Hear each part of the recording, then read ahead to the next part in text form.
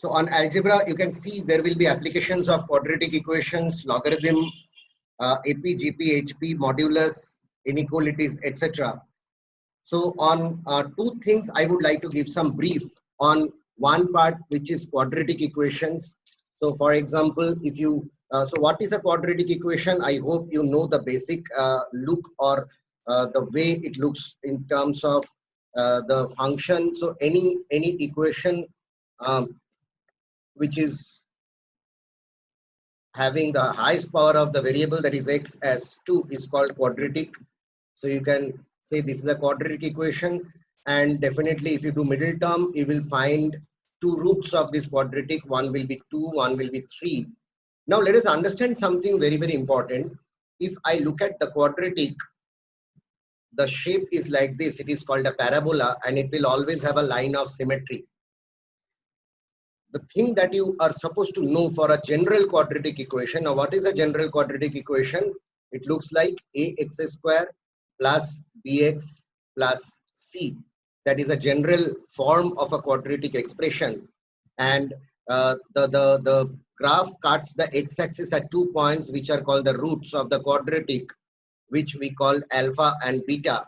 And of course, the line of symmetry goes through the midpoint of alpha and beta, which means the value of this point, the value of x at this point will be alpha plus beta by 2. So you should know two things about alpha and beta, that alpha plus beta happens to be minus b by a, and alpha beta happens to be c by a, which means the point where we find maxima or minima for a quadratic will be x equal to minus b by 2a. Please understand, this is a very important result for all of you. So you should definitely write this on your copy. Ankur and all others, if you have not submitted, please submit the test right now. You are already late in submission. Please submit the test right now. Those who have not submitted, please submit the test immediately so that we can focus on today's lesson. Right. So this is about the basic of quadratic. We got to understand that whether it is maxima or minima for a quadratic, it is obtained at a point where x is equal to minus b by 2a. Right. Now, the second thing is about indices and surds, or rather indices and logarithm. So there are some basic rules which you need to know for indices and logarithm. For indices, you need to know that although you learned it in childhood, I'm sure you know all these things. I'm just doing a very quick recap. A to the power x into a to the power y will be a to the power x plus y. Similarly, a to the power x divided by a to the power y is equal to a to the power x minus y. Also, a to the power x whole to the power y is equal to a to the power xy. Please remember, this is not necessarily equal to a to the power x to the power y. So these two should not be confused. And also another basic rule, that is a to the power 0 is 1, right? So these are some of the fundamental things you should know about indices. Coming to logarithm, please understand logarithm is just reverse of indices. For example, if we know that there is a number n which is expressed in the form a to the power b, then we can write b as log of n to the base b. This is the relation between indices and logarithm. Having said that, basic rules about logarithm: log of p plus log of q is equal to log of p into q. That is one. Second is log of p minus log of q is equal to log of p divided by q.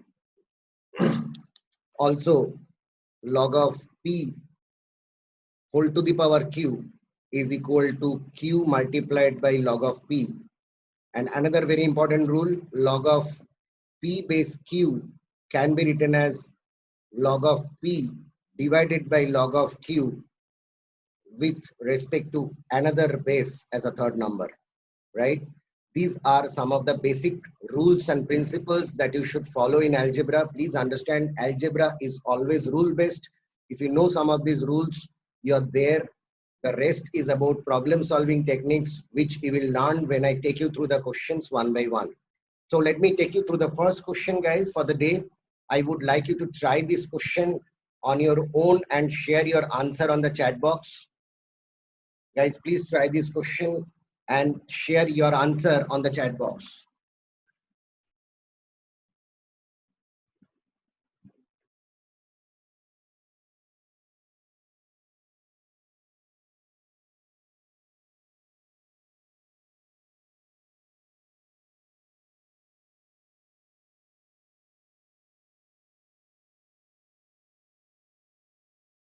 Firstly, you consider the basic form of a quadratic. So fx, if you see, is nothing but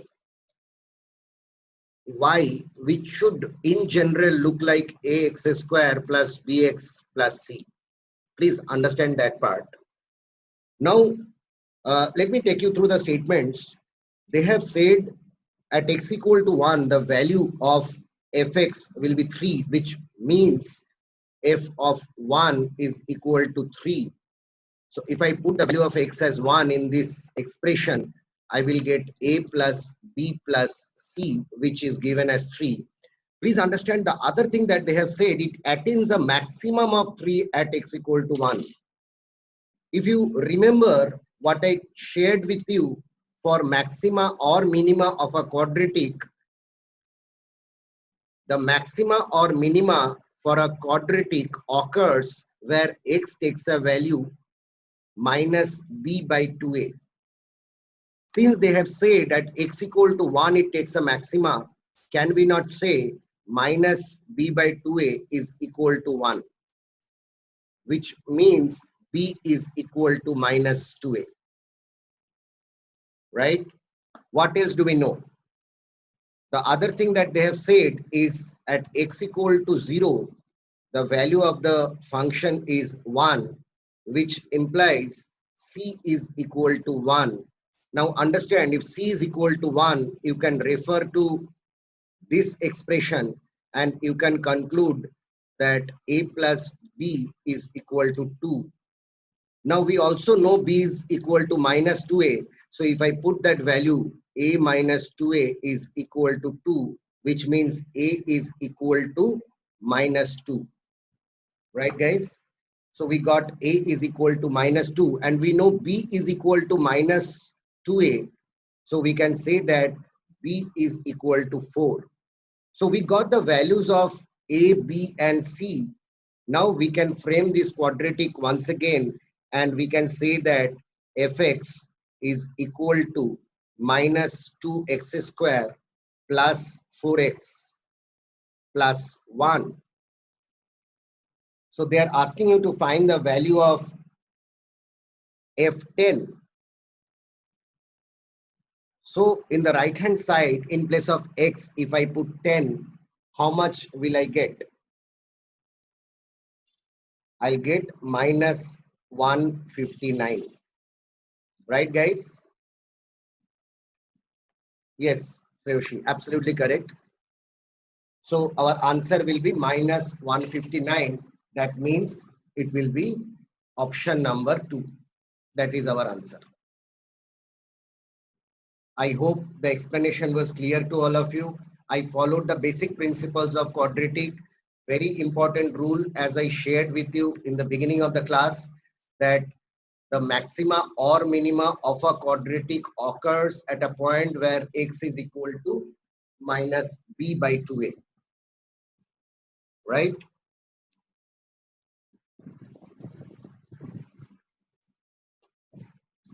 Coming to the next one, guys, please try this out.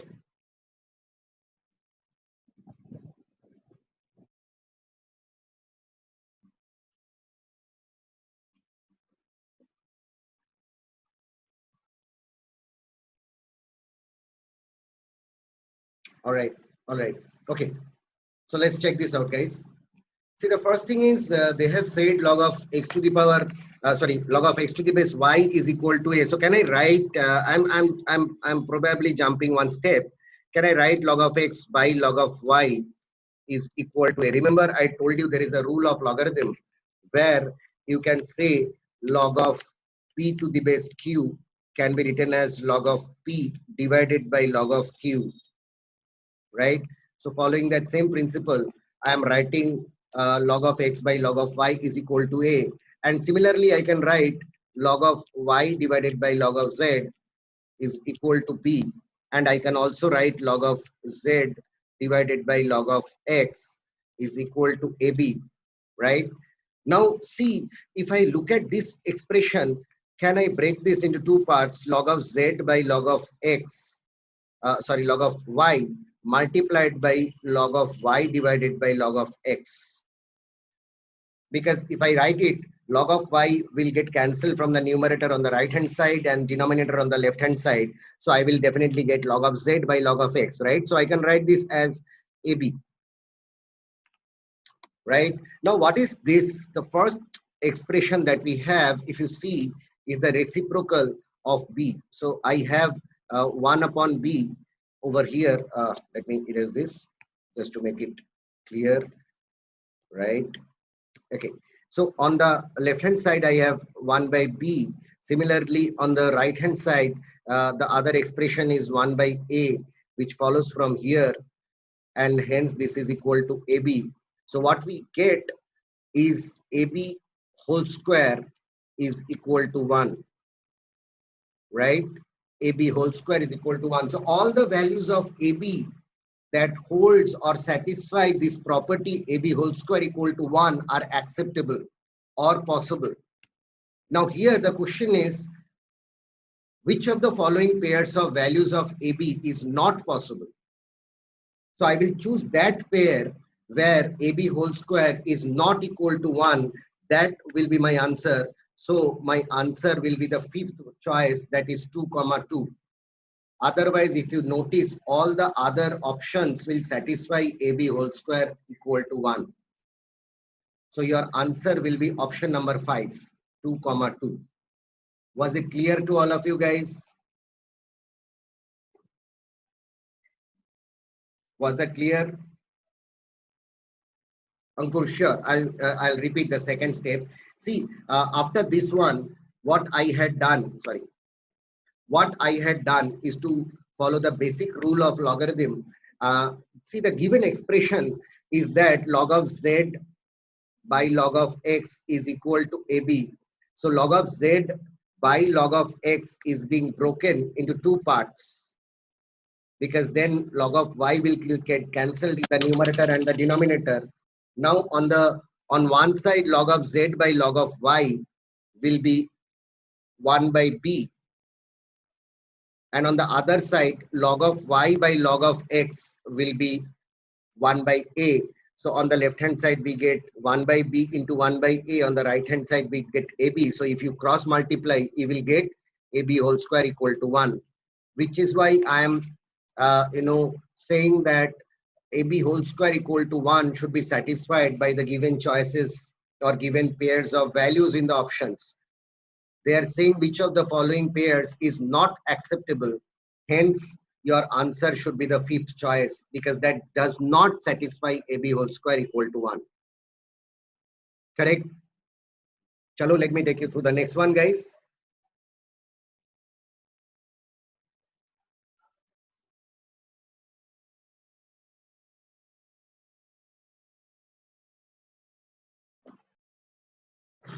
All right, guys. So let me look at this question. In fact, before I solve this question, I need to share something important as a rule.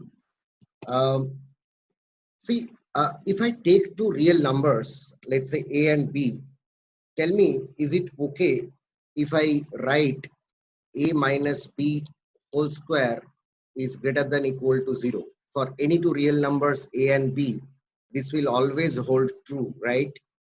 Now, if I break this, I will get a square plus b square more than or equal to 2ab. Now, what happens if I divide both sides by ab? I will get a by b plus b by a greater than equal to 2, right? So this is something very, very important for all of you. For algebra, you should always note this. Inequality will hold true for any real number. So what we get to understand is any number and its reciprocal will always add up to a quantity which will be more than equal to 2, right? So any number and its reciprocal will always add up to a quantity which is more than equal to 2. So if I look at this expression now, the expression that they have given, that is log of x by y to the base x plus log of x by y to the base y. So can I break this as log of x base x minus log of y base x plus log of x base y? I think I have done one error over here. It should have been log of y by x, which means this will be log of y base y minus log of x base y.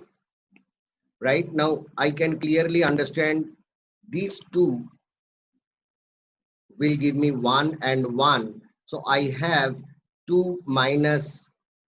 Now look at this expression. Can I write this as log of y by log of x plus log of x by log of y, because I have taken minus common already.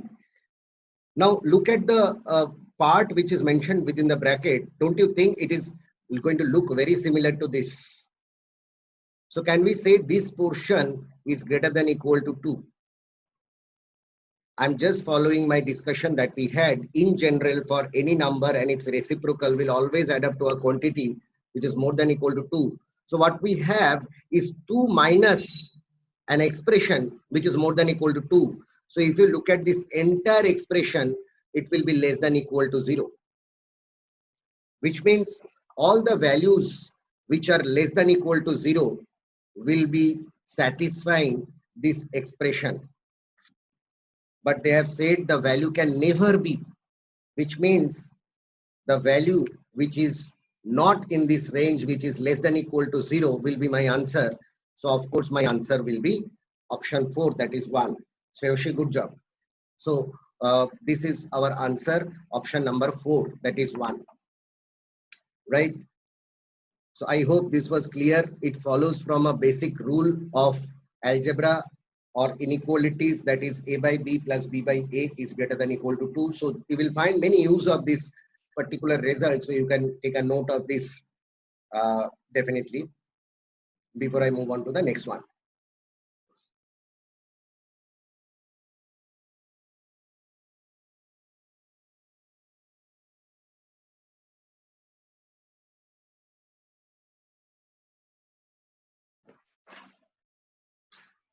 All right, guys, I'll look at a very unconventional kind of a solution for this particular question. Definitely, you can apply the formula of arithmetic progression, where you know the sum is given by n by 2 into 2a plus n minus 1 into d. But then that is a very conventional way, step by step way. So if I can visualize, probably I will get to the solution faster.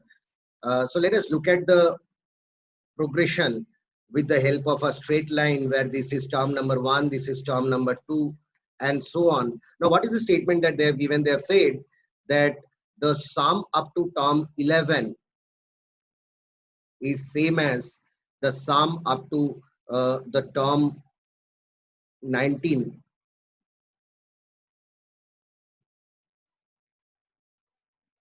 Now, please try to understand, when is this possible? This is possible only when the sum of the terms from the 12th up to 19th term is 0, which means from the 12th term up to 19th term is not adding anything extra, which is why the value of sum of 11 terms is same as sum of 19 terms. Now, when I'm saying the sum of 12th term up to 19th term is 0, when is that possible for a arithmetic progression? That is possible when, let's say, if the terms from 12th onwards, up to 19 will cross 0, which means some of these terms will be negative and some of these terms will be positive, and then they will cancel each other out. So for example, I will have a situation where the 15th term will be here, 16th term will be here. So all these terms will get cancelled by each other.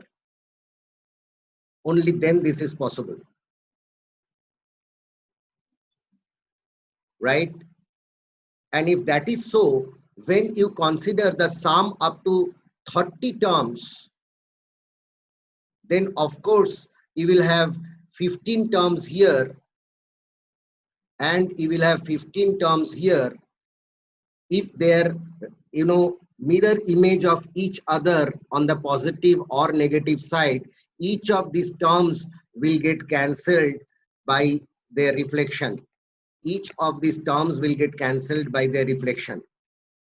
So for example, T1 will get cancelled by T30, T2 will get cancelled by T29, and so on. That way T15 will get cancelled by T16, which means the end result of the sum up to 30 terms will be 0.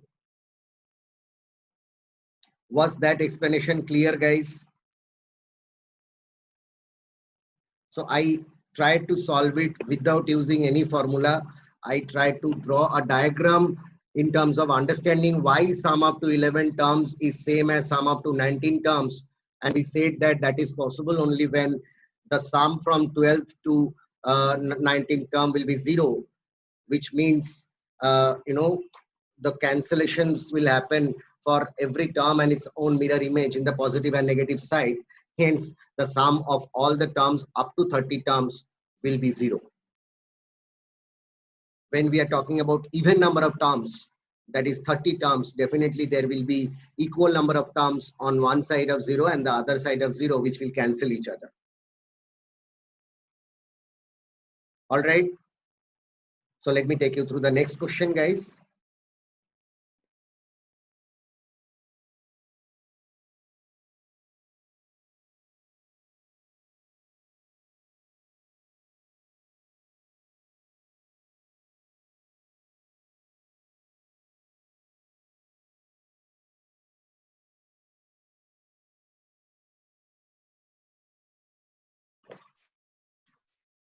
All right, shall we discuss this, guys? So it's a very interesting series of numbers where if I look at the first term, that is A1, which is given as 81.33, and then A2 is given as minus 19. Now understand, how will I generate A3? I will do minus 19 minus 81.33, right? Because that is how they have mentioned AJ is equal to AJ minus 1 minus AJ minus 2. So this will give me, of course, minus 100.33. Now, how will I generate A4? A4 will be minus 100.33 minus of minus 19, that means plus 19. Then I will get minus 81.33, right? Now look at A5. It will be minus 81.33 minus of minus 100.33, that is plus 100.33, which is plus 19. And now if you look at A6, it will be 19 minus of minus 81.33, that is plus 81.33, which will be 100.33. We are almost there. Just one more term if I show you, that is A7, that is 100.33 minus 19, which is of course 81.33. Now very interesting, see, if you look at the first 6 terms,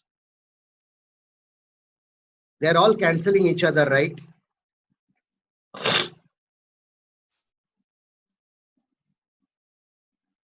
So can we say the sum of first 6 terms is 0? And if you look at the 7th term, that is same as the first term, which means the same series will come back. So can we say the sum of first 6 terms is 0, hence sum of each of the 6 terms will be 0 in this series. And hence can we say the sum up to 6,000 terms will be nothing but 0. So the sum up to 602 terms will be same as the sum of first 2 terms, because it's a recursive sequence, right? So what is the sum of these two numbers, A1 and A2? That same thing will be the sum of 6,001th term and 6,000 first term and 6,000 second term. So your answer of this question will be option number 3, that is 62.33, which is same as the sum of first 2 terms of the series, that is 81.33 minus 19.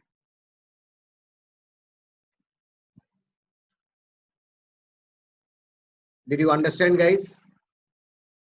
Was that clear? So your answer will be option number 3, that is 62.33.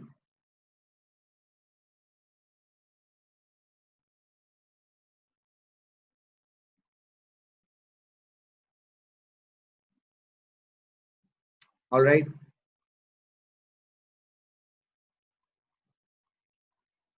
Great. So let me take you through the next one.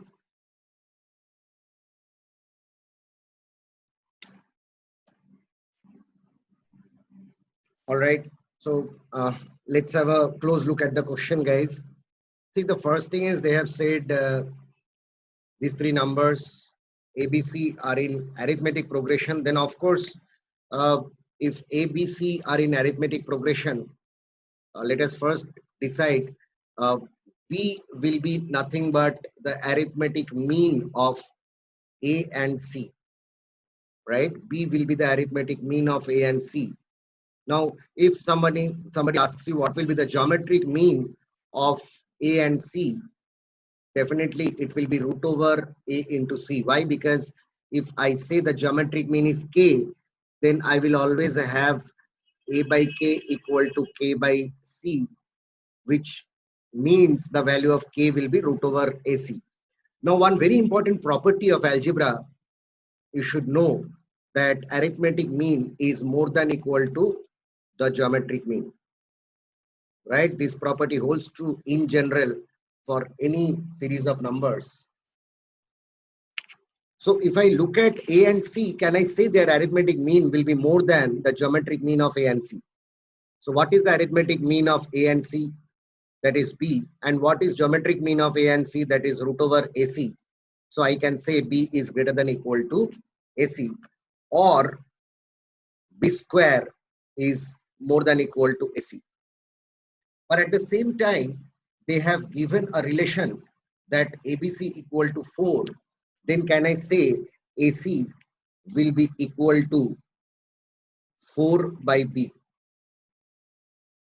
Because they have said ABC equal to 4, I can always write AC equal to 4 by B, which means B square is more than equal to 4 by B.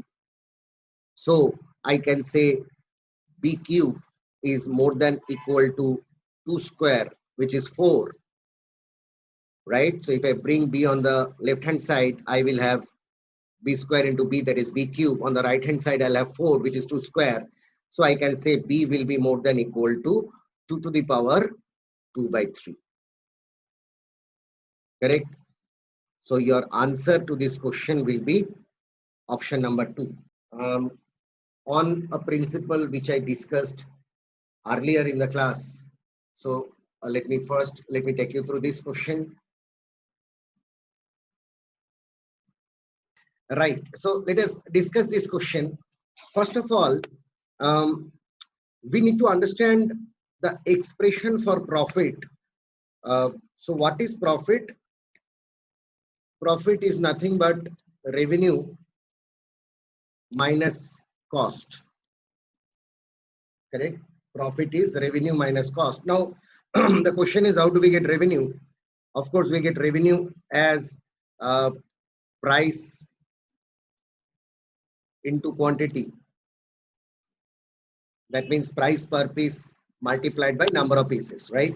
So if I write the expression for profit on the revenue part, can I say it will be 2 into 100 minus x by 4 into x. Please understand, the price per piece has been given, that is 2 into 100 minus x by 4, and x is the number of pieces. So that gives me the expression for revenue. And then we have cost, which will be subtracted, which is 120x plus x square by 2. Right? So if I open the brackets and simplify this expression, what will we get? 200x minus 120x, that will be 80x. And then we will have x square by 2 after multiplying 2, x by 4, 2 and 4 will get cut, and in the denominator I'll have 2, and then we'll have x getting multiplied to itself. So I'll be having x square by 2, then there will be another x square by 2 on the right hand side after opening the bracket, that will also be in minus. So minus x square by 2 minus x square by 2 will give me minus x square, right? Guys, I have jumped the steps. Please understand. Correct? So this is the expression, right? Now there are two things that you can do. One is definitely you can do differentiation. You can do ddx, but I'm avoiding that part because this is aptitude skill. You do not need to apply calculus really. Please understand, if I look at it diagrammatically, it's a quadratic. Now for a quadratic, what are the roots? The roots will give you those values of x where the expression is 0. So can I say that the values of x where this expression will be 0 are 0 and 80. So 0 and 80 gives you the roots of this quadratic, correct? If x is equal to 0, the expression will be 0. Also, if x is equal to 80, then the expression will be equal to 0. That means the roots are 0 and 80. Now, as we learned, remember we said that the maxima or minima, whichever it is, will occur at a point where x is equal to alpha plus beta by 2. Now, what is alpha plus beta by 2 in this case? That is 40, right? Which is 0 plus 80 by 2. So can we say if I put 40 as the value of x in this expression, then what I'll get will give me the maximum value of the expression. Right? So if I put x equal to 40 in this expression, then what I get will be giving me the maximum of the value of this expression. And how much is that? Of course, it will be 1600. Did we understand? It's a application of what we discussed in the beginning of the class. Yes, Shantan, absolutely, you're correct. It will be 1600. In fact, Shubhajit also gave me the correct answer. Very good job, guys. Please understand, without applying calculus or differentiation, you can definitely, derivatives. You can definitely apply this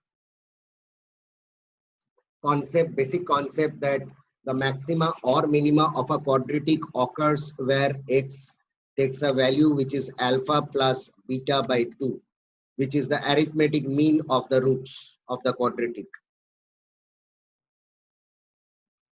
Yes, Tamunash, of course it is minus b by 2a, but how minus b by 2a comes? It comes from this expression only, whether it is maxima or whether it is minima.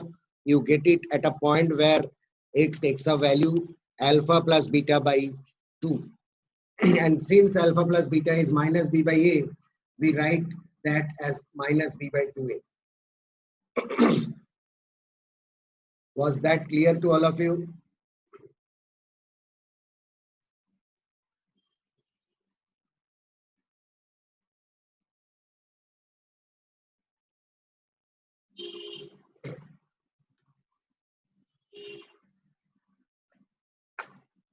Is that clear to everyone? All right. Okay. Okay. Great. So a few concluding remarks before I uh, wrap up today's class. Please understand, algebra is rule based. So one thing, unlike arithmetic where you do not need to really know the formula or rules, you can apply the basic concepts of proportionality or variation, and without any variable you can solve. But in algebra it starts with variable, it ends with variable. So it makes a lot of sense for all of you to become familiar with different variety of questions within algebra, and definitely understand the approach for each of the variety of questions, so that in the exam hall you get the question which looks familiar, and you know the approach which is readily available with you. So definitely we will solve many such questions in different classes, where you will get exposed to the process, the methods, and the types of questions that you can expect in your exams, right? So with that note, let me also tell you that there will be a lot of there will be some technical issues in the beginning when you attend these classes, but please understand, given the circumstances in West Bengal and in India, as you know, where many students had to go back home, they could not attend. They could not attend their colleges. They could not, hence, they could not attend our classes at the centers. I think this is the best possible method by which we can keep on interacting with each other, and proceed with our preparation without getting stuck. So my request to each of you to keep a very close look at the WhatsApp group where we share the routine. Understand, if you have any difficulty, you can get in touch with any one of us to understand which class is assigned and when is it assigned.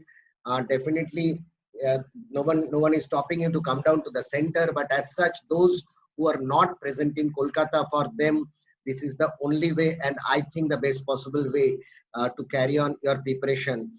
We always take your aspirations very, very seriously, and we are always there with all of you guys. So with that note, let me wrap it up for the day.